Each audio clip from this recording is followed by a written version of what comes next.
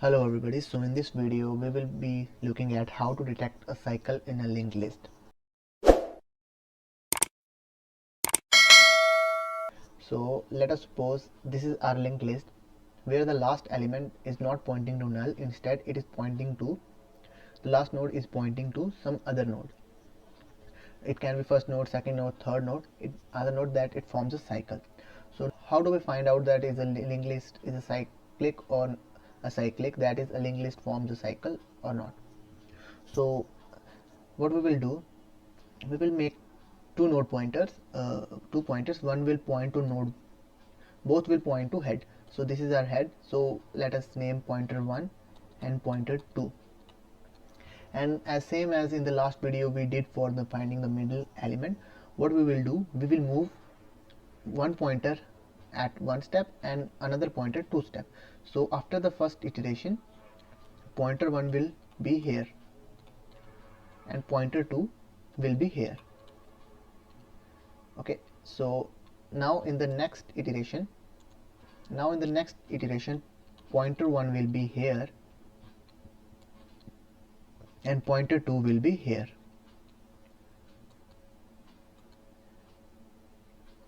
And now in the next iteration, pointer 1 will be here and pointer 2 is here at the moment at node 2, so it will go here. So as you can see, our pointer 1 equals to pointer 2. That means we form a cycle.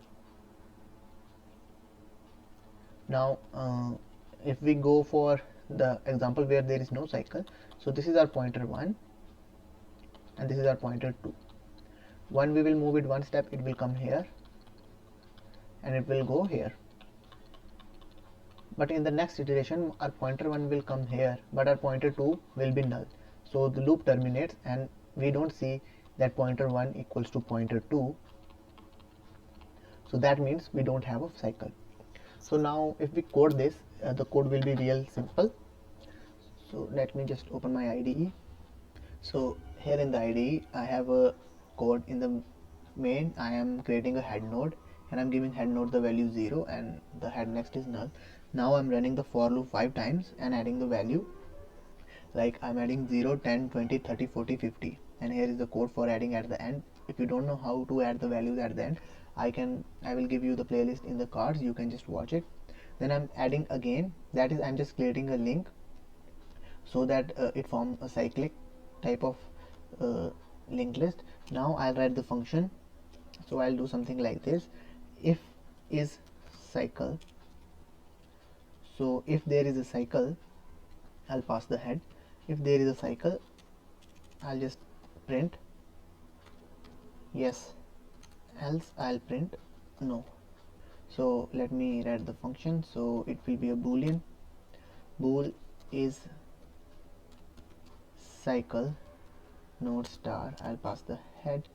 Now I'll take a temporary node star. I'll take ptr1, which will be equal to head, and I'll take another node star ptr2, which will also be equal to head. Before that, I'll just check for the base case. Suppose I only have one node, so there cannot be a cycle in a one node, that is only a single node. So I'll just check if head next equals to null, I'll return false. So now I have this. Now I'll run through the loop. So while my ptr2 not equals to null and ptr2 next not equals to null, what I'll do, my ptr equals to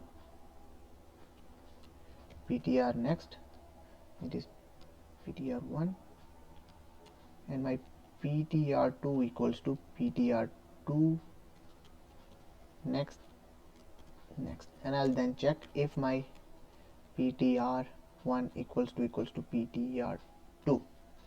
If this is the case, I'll return true, or if not, I'll just return false. Now let me just run the code. It should give me a true. Okay, there is no thing as var. Okay, it's data. In class I have defined this as data. So now let me run the code. It should give a value. Okay, ptr next to next. So it should give me a yes.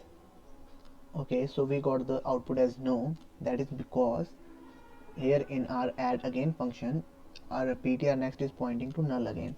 So what I'll do, I'll just get another node star str, which will be equal to head next. It is pointing to the, now str is at second node, and ptr next is equal to str.